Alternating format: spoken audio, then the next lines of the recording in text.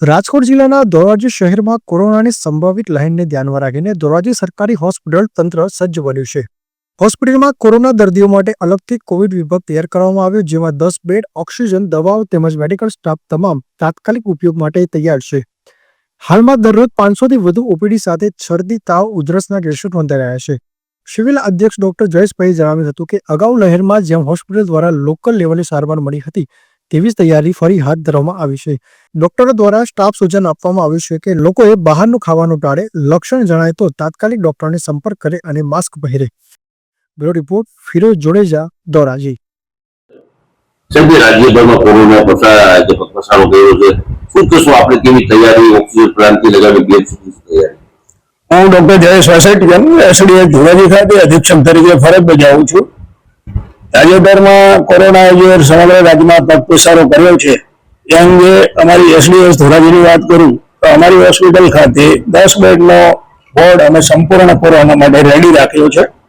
હાલમાં અમારી પાસે ફિઝિશિયન અવેલેબલ છે, 2 એનેસ્થેટિસ્ટ છે અને ક્લાસ 1ની તમામ જગ્યાઓ ભરાયેલી છે। મેડિકલ ઓફિસર પણ પૂરતા છે।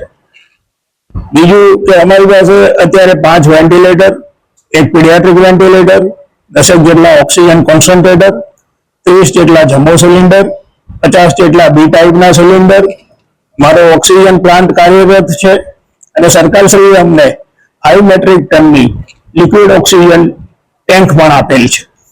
ઓક્સિજનની પૂરતી વ્યવસ્થા હોસ્પિટલ ખાતે છે। દવાઓની વાત કરીએ તો દવાઓ અમારો મેડિકલ સ્ટોર સંપૂર્ણપણે સજ્જ છે।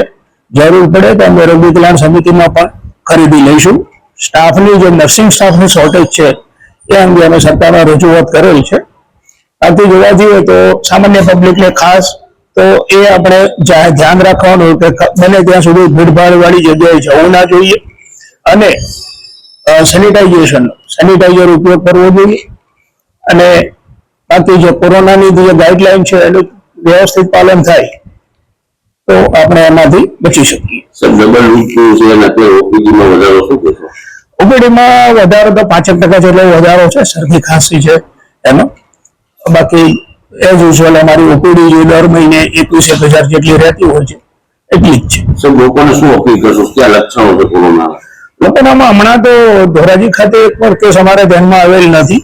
અપીલ તો જે કોરોનાની જે ગાઈડલાઈન છે ખાસ ભીડભાડવાળી જગ્યાએ જવાનું ટાળવું જોઈએ, ડિસ્ટન્સ મેન્ટેન કરવું જોઈએ અને કોઈ પણ પ્રકારની તકલીફ ઊભી થાય તો હોસ્પિટલ ખાતે ડોક્ટરની સલાહ લેવી જોઈએ।